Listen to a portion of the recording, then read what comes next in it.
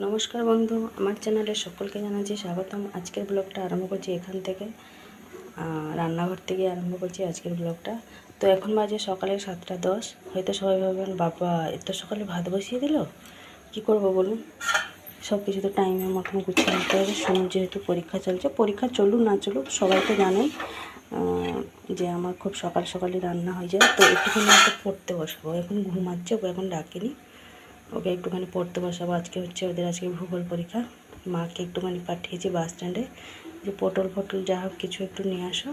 আর কালকে যে আমি ঢেঁড়স এনেছিলাম সেটা এখানে নিয়ে এসেছি, ধুয়ে কেটে নেবো, ঢেঁড়সটা ভাজা হবে। আর দেখি যদি পটল নিয়ে আসি তাহলে পটল আলুর তরকারি হবে। এদিকে এই যে ভাতে 2 টুকরো পেঁপে দিয়ে দিয়েছি, একটা সুন্দর একটা মায়ের। চালটা দিয়ে না, যদি এরকম একটুখানি চামচ যদি নাড়াচাড়া করবেন, চালটা দেখবেন ধুয়ে দেওয়ার পর অনেক সময় দেখবেন নিচেটা বসে যায়। সেই জন্য এভাবে 2-4 বার নাড়াচাড়া করে দিলে আর বসে না। চলুন তাহলে এবারে ঢেঁড়সটা কেটে নিই। ঢেঁড়সগুলোকে এভাবে ছোটো ছোটো কুচো করে কেটে নিয়েছি, কারণ শুনো এভাবে ছোটো ছোটো কুচো করে কেটে দিলে ঢেঁড়স ভাজা খেতে ভালোবাসে, তার বাপিও ভালোবাসে, সেও ভালোবাসে। তো ওদিকে ভাতটা তুলে নিয়েছি, এবার এইদিকে ঢেঁড়স ভাজাটা করবো।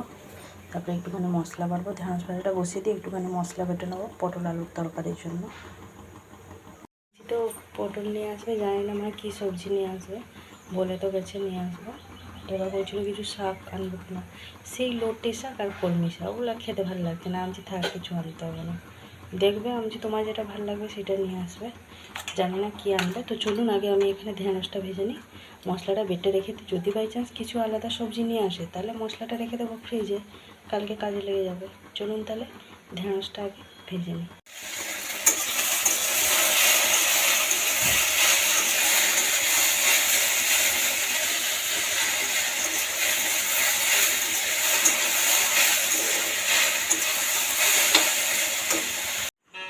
এই যে বেজে গেছে 8টা, রান্না বান্না সমস্ত কিছু কমপ্লিট।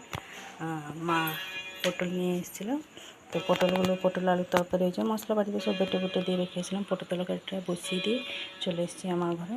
সোনুকে ডেকে এখন তুলবো, বিছানাটা তুলে ঝাড়াঝুড়ি করে ঘরটা ঝাড় দিয়ে দেবো। এই যে রান্না বান্না কমপ্লিট। এদিকে এই যে ঢেঁড়স ভাজা, এই যে পটল আলুর তরকারি হয়ে গেছে রান্নাবান্না। সোনুকে ওদিকে জল দিয়ে দিয়েছি, ও এই ব্রাশ করছে।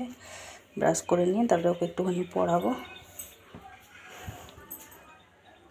এই যে বাজতে যায় 2টো, পুরো বাজেনি, 10 মিনিট বাকি আছে।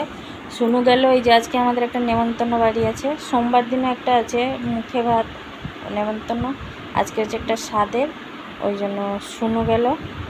সোনুকে মাকে নেমন্তন্ন ছিল, মা তো খাবে না, মাই জাস্ট ওকে সঙ্গে নিয়ে গেল। একটা কাপড় কিনে দিয়েছি, নিয়ে গেছে। বলছি আমি চিকচিকি ওই সেই চিকচিকিটা আমি ধরে যাব না, ওই জন্য মা গেছে সঙ্গে। মা না দাঁড়ালে ও তো আবার খাবে না, ওই জন্য বৃহস্পতিবার মা তো খাবে না। মা আর আমার দুজনের ভাত খাওয়া হয়ে গেছে, বাসনগুলো সব বাইরে আছে, এখন একটুখানি শুয়ে আছে, পরে মাজবো বাসন।